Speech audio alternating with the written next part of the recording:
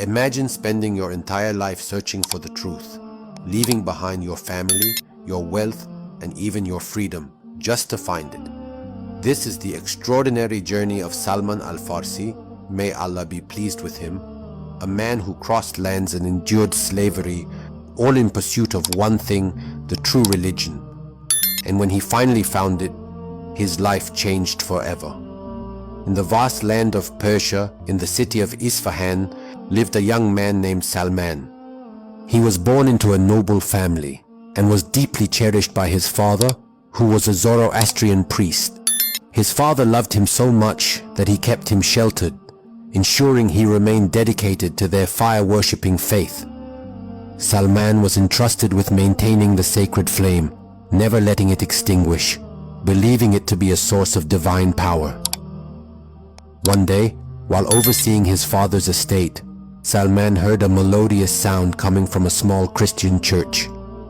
Curious, he approached and saw men and women praying, their voices filled with devotion. He was mesmerized by their way of worship. Something stirred within him. This faith seemed truer than what he had known. When he asked about their religion, they told him about Christianity, about the prophets of old, and about the one true God.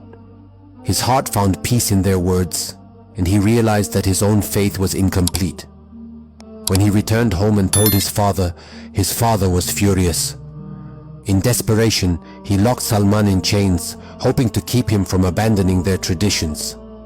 But his heart was already set on a new path. He managed to escape and fled to Syria, where he sought out the most learned Christian scholar.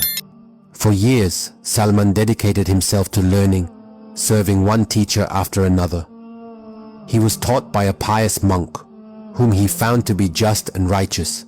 But as time passed, he witnessed corruption among some of the priests, hoarding wealth instead of serving their followers.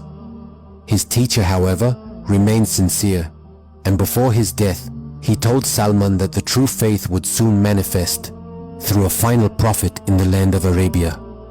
Salman's heart yearned for this truth. When he heard of Arab merchants heading toward the Arabian Peninsula, he joined them, eager to find this last messenger. But betrayal awaited him. The merchants, instead of helping him, captured him and sold him into slavery. He was taken to Yathrib, later known as Medina, where he became the servant of a Jewish man. Despite his hardship, Salman held on to hope. He labored in the fields, listening to travelers who spoke of a man in Makkah claiming to be a prophet. When news spread that this man had migrated to Medina, Salman's heart raced with anticipation. He remembered what his teacher had said. The final prophet would have 3 signs. He would not eat from charity, he would accept gifts, and he would bear the seal of prophethood between his shoulders. Determined, Salman gathered some dates and approached the Prophet Muhammad, peace and blessings be upon him. He offered them as charity and watched carefully. The Prophet, peace and blessings be upon him, took the dates but did not eat them himself, instead passing them to his companions. Salman's heart swelled. This was the first sign.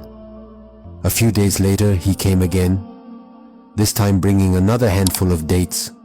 He offered them as a gift, and this time the Prophet, peace and blessings be upon him, ate from them. Another sign confirmed. Finally, Salman found the courage to approach the Prophet, peace and blessings be upon him, more closely.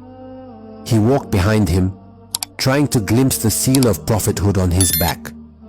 The Prophet, peace and blessings be upon him, sensed his curiosity and lowered his garment, revealing the mark. Tears filled Salman's eyes. This was it, the truth he had been searching for his entire life. He fell to the ground, kissing the Prophet's hands, weeping in gratitude. With a smile, the Prophet, peace and blessings be upon him, raised him and welcomed him as a brother.